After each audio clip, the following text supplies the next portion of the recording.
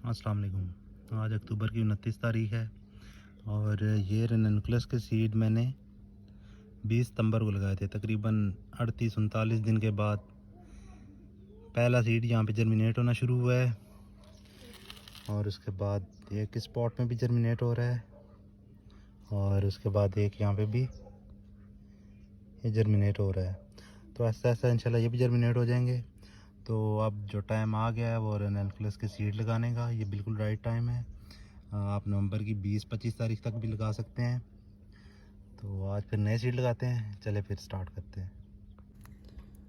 तो जनाब ये पिंक रेननकुलस और उसके बाद ये येलो के सीड हैं और उसके बाद ये peach colour, orange, white, red और ये मिक्स।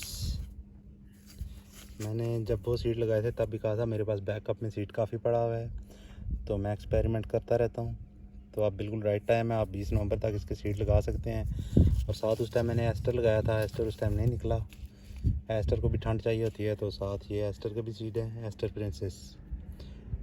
छोटा प्लांट होता है और फ्लावर का साइज़ काफ़ी अच्छा होता है इसका। तो स्टार्ट करते हैं। सबसे पहले मैं आपको इसकी मिट्टी के बारे में बता दूं। अगर आपके पास सिर्फ बाल मिट्टी में आप बीज लगाना चाहते हैं सर्दियों की फूलों के, सिर्फ बाल मिट्टी आपके पास, उसमें कोई देसी खाद मिक्स नहीं है, तो उसका बेहतरीन हल ये है, उसमें आप थोड़ी सी डीएपी ऐड कर लें अपने पॉट्स के हिसाब से। मतलब हर पॉट में आपके 5 से 6 दाने होने चाहिए। पनीरी वाला पॉट, ये छोटा पॉट है। और दूसरी बात यह है कि डीएपी पॉट की बेस में होनी चाहिए। जब रूट्स यहाँ से नीचे जाएंगी तो उनको आसानी से अपनी रूट्स को मजबूत करने के लिए वहाँ पे फीड मिलनी चाहिए। पहली बात तो यह है, अच्छी तरह देसी खाद मिक्स कर लें, बिल्कुल पाउडर फॉर्म में होनी चाहिए। कोई सी भी देसी खाद, पत्तों की खाद, गोबर खाद, पोल्ट्री मैन्योर, बिल्कुल पाउडर फॉर्म। और पाउडर फॉर्म में खाद तकरीबन जो अच्छी तैयार होती है वो ऑलमोस्ट 1 साल लेती है, जो सबसे बेस्ट तैयार होती है। और अगर आपके पास नहीं है तो डीएपी बेहतरीन हल है, वो आप डाल सकते हैं, क्योंकि हमने सिर्फ फूल लेने हैं। और अगर आपकी मिट्टी ताकतवर होगी तो पौधा अच्छा बनेगा। तो स्टार्ट करते हैं सीड डालना। फिर रेननकुलस के सीड आप 20 सितंबर तक लगा सकते हैं।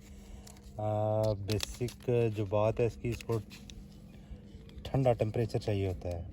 सीड इस बार मैं ज़्यादा डालूँगा, एक पॉट में तकरीबन 25-30 सीड, क्योंकि इसके प्लांट छोटे छोटे होते हैं तो ट्रांसप्लांट के काबिल हो जाते हैं। और टेम्परेचर की बात कर रहा था मैं, जब दिन और रात, दिन में टेम्परेचर 25 तक आ जाए और रात का टेम्परेचर 20 से कम होना स्टार्ट हो जाए, तब आप रेननकुलस के सीड इजीली लगा सकते हैं। तब इनकी ग्रोथ अच्छी होती है और इनका जर्मिनेशन टाइम ठंड में भी तकरीबन 15 से 20 दिन है। 15 से 20 दिन आपने वेट करना है मिनिमम। और ये 30 दिन भी हो सकते हैं, क्योंकि टेम्परेचर का कोई कंफर्म नहीं होता, कभी टेम्परेचर हाई हो जाता है और कभी बिल्कुल लो हो जाता है। जितनी ठंड होगी वो इसके लिए अच्छी है, इसकी ग्रोथ के लिए अच्छी है। और अगर गर्मी में लगा देंगे, जैसे मैंने अभी शुरू में आपको बताया 20 सितंबर को मैंने सीड डाला था और आज 29 अक्टूबर है, तो ऑलमोस्ट 39 डेज़ हो गए हैं उसको। वो अब भी जाके निकलना शुरू हुए हैं, हर पॉट में तकरीबन एक सीड निकल रहा है।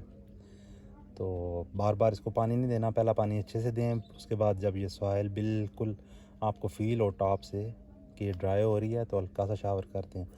बीज इसके राट नहीं होते, बहुत हार्डी हैं, ये स्प्राउट बहुत देर के साथ करते हैं, तो लेकिन ओवर वाटरिंग से फिर भी ख़तरा रहता है। जब आप ज़्यादा पानी देना शुरू कर देंगे तो इशू बन जाता है। और अगर आपके पास प्लास्टिक के गमले हैं तो उस पर फिर पानी ध्यान से देना पड़ता है।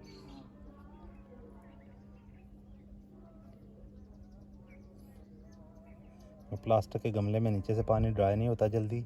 उसका बेहतरीन हल ये है, आपकी मिट्टी जो है वो वेल ड्रेन्ड होनी चाहिए। आप पानी दें और वो नीचे से निकल जाए, मिट्टी ने जो अपने अंदर एब्जॉर्ब करना है वो एब्जॉर्ब कर ले, फालतू पानी बाहर निकल जाए। फिर प्लास्टिक के पॉट्स बेस्ट हैं। अगर आप इसमें हार्ड मिट्टी डाल देंगे, सख्त मिट्टी डाल देंगे, तो वो नीचे से इतनी जल्दी पॉट्स ड्राई नहीं होते। मट्टी के पॉट्स का थोड़ा सा इशू होता है, वो छत पे रखने में भी इशू है, काफ़ी हैवी वेट होते हैं, उनको छत पे उठा के लाना, फिर उनकी मट्टी बनाना। तो प्लास्टिक के पॉट इसलिए बेहतर है, मैं तो ज़्यादातर यही यूज़ करता हूँ, मेरे पास मट्टी का कम है कि एक तो आपके छत पे वेट नहीं पड़ता, और दूसरी बात यह है कि कैरी करने में आसान है। आप ये छोटे पॉट्स 300-400 पॉट एक हाथ में उठा के इनको इजीली मूव कर सकते हैं।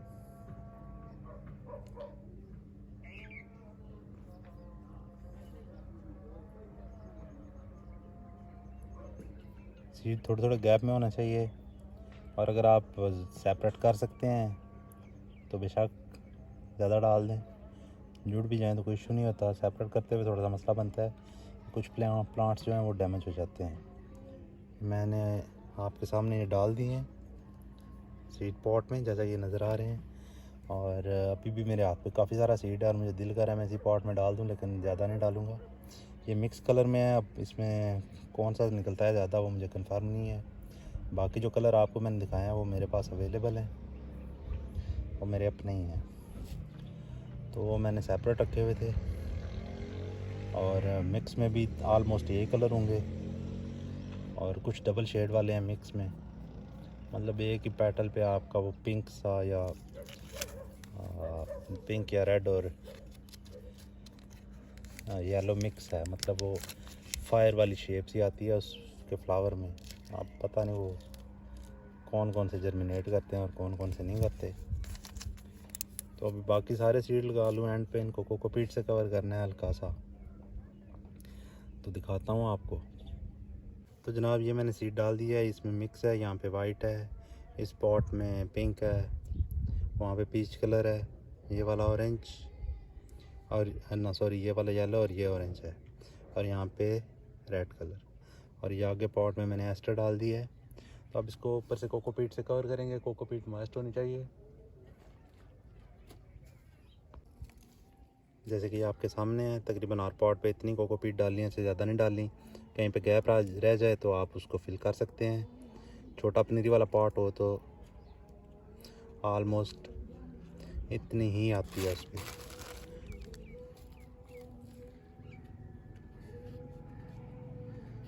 रोज़ इसको पानी नहीं देना, ये बात आपने जहन में रखनी है। पहला पानी अच्छे से दे दें, उसके बाद जब आपको सॉइल या ऊपर से ये कोकोपीट ड्राई फील हो तो तब इजीली इसको पानी दे सकते हैं। और वाटरिंग कभी भी नहीं करनी जब तक सीड जर्मिनेट नहीं कर जाता और वो थोड़ा सा स्टेबल नहीं हो जाता, उसके ट्रू लीफ नहीं आ जाते, तब तक कवर वाटरिंग बिल्कुल भी नहीं करनी। और मिट्टी मैंने पहले बता दिया, मिट्टी सॉफ्ट होनी चाहिए, पानी को होल्ड नहीं करना चाहिए। आप पानी दें वो नीचे से ड्रेन हो जाए, मॉइस्चर उसके अंदर होल्ड रहे, तो फिर कोई इशू नहीं होता सीड की जर्मिनेशन में। अगर आपकी मिट्टी पानी होल्ड करती है तो ज़्यादा चांस होते हैं आपके सीड रॉट होने के। तो ये आपके सामने मैंने कवर कर दिए हैं, आप इसको शावर से पानी देंगे।